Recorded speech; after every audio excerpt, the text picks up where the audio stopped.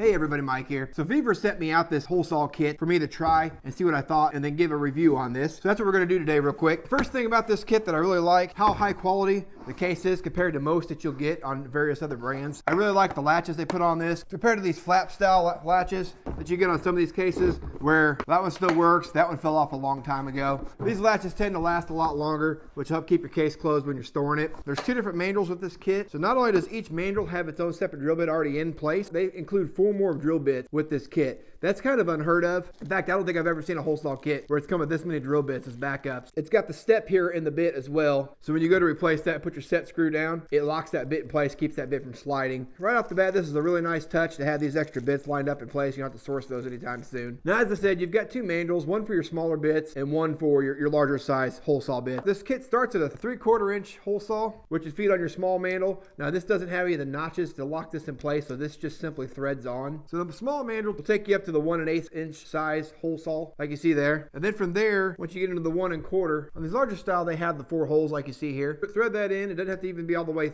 threaded. And then line up your holes, push down on your lock collar, like so, and you're locked in, ready to go. This set goes clear up to a 4 1/2 inch size hole saw. It's an 18-piece set total. So you have quite a bit of adjustability when it comes to what size hole it is you need to drill. Now, the claim that caught my eye on the listing for this hole saw kit, it's safe to drill through nails. On other hole saw brands that I've used in the past, I've actually only gotten 1 or 2 uses out of these hole saws before I've broken a tooth off and had to return that bit because it didn't even finish my project. I want to see if this will actually cut through a nail. I'm gonna try that using my 15 gauge nailer, shot on the end of a 2x4. I'm also going to drive a 16D nail in the end and see if it'll cut through that or not. We'll see if these hole saw bits hold up to the claim. Since these will drill through up to 1.5 inch bore, we're going to use a 2x4 to drill through. Let's use a 2-inch hole saw on our mandrel here. Lock that in place. These nails are plenty long enough, so I'll show you here. I'll shoot a couple into the board here. A couple nails in the end of that board. And on this end, let's drive that 16D nail on the end of this, see what it does. Let's start off with something easy real quick. This is just a soft pine board with no nails in it. So as you can see, that cut through that like butter. Little to no tear out on that side of the board, which has to be expected. Let's get to the real test now. This is the end that I shot those 15 gauge nails into. Let's see what this does.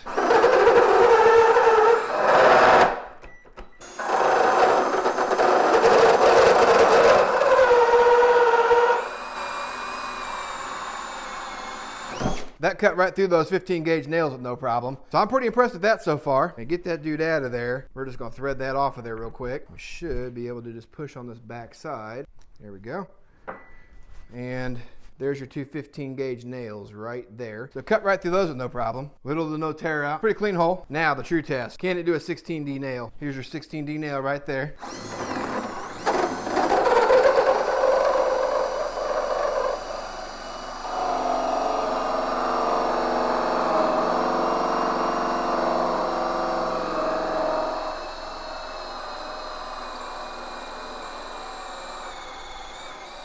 Definitely warm.